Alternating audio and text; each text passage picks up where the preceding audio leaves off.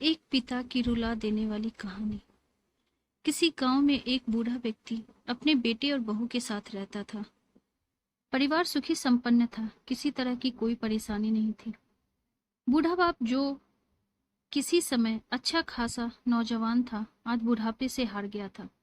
चलते समय लड़खड़ाता था, अब तो लाठी की जरूरत पड़ने लगी थी। चेहरा झुर्रियों से भर चुका था, बस अपना जीवन किसी तरह व्यतीत कर रहा था। घर में एक चीज अच्छी थी कि शाम को खाना खाते समय पूरा परिवार एक साथ टेबल पर बैठकर खाना खाता था।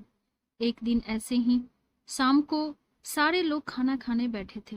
बेटा ऑफिस से आया था, भूख ज्यादा थी, इसीलिए जल्दी से खाना खाने बैठ गया और साथ में बहू और एक बेटा भी खाने लगे। बूढ़े हाथ जैसे ही थाली उठाने को हुए, थाली हाथ से छिटक गई और थोड़ी दाल टेबल पे गिर गई।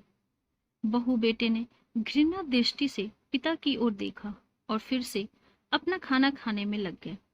बूढ़े पिता ने जैसे ही अपने हिलते हाथों से खाना खाना शुरू किया तो खाना कभी कपड़ों पे गिरता तो कभी जमीन पर। बहू ने चीरते हुए कहा, हे राम, कितनी गंदी तरह से खाते हैं, मन करता है इनकी थाली किसी अलग कोने में लगवा दूं। बेटे ने भी ऐसे सिर हिलाया जैसे पत्नी की बात से सहमत हो। नन्हा पोता यह सब मासूमियत से देख रहा था। अगले दिन पिता की थाली उस टेबल से हटाकर एक कोने में लगवा दी गई। पिता की डबडबाती आंखें सब कुछ देखते हुए भी कुछ बोल नहीं पा रही थी। बूढ़ा पिता रोज की तरह खाना खाने लगा। खाना कभी इधर गिरता कभी उधर। छोटा बच्चा अपना खाना छोड़कर लगातार अपने दादाजी की तरफ देख रहा था। माँ ने पूछा, क्या हुआ बेटे, तुम दादाजी की तरफ क्या देख रहे हो और खाना क्यों नहीं खा रहे? बच्चा बड़ी मासूमियत से बोला, माँ, मैं सीख रहा हूँ कि वृद्धों के साथ कैसा व्यवहार करना चाहिए। जब मैं बड़ा हो जाऊंगा और आप लोग बूढ़े हो जाओगे तो मैं भी आपको इसी तरह कोने में खाना खिलाया करूंगा। बच्चे के मुंह से ऐसा सुनते ही बेटे और बहू दोनों कांप उठे। शायद बच्चे की बात उनके मन में बैठ गई थी, क्योंकि बच्चे ने मासूमियत के साथ एक बहुत बड़ा सबक दोनों लोगों को दिया था।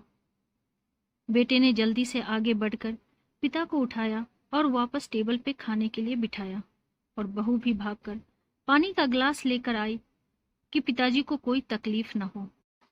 तो दोस्तों, माँ बाप इस दुनिया की सबसे बड़ी पूंजी है।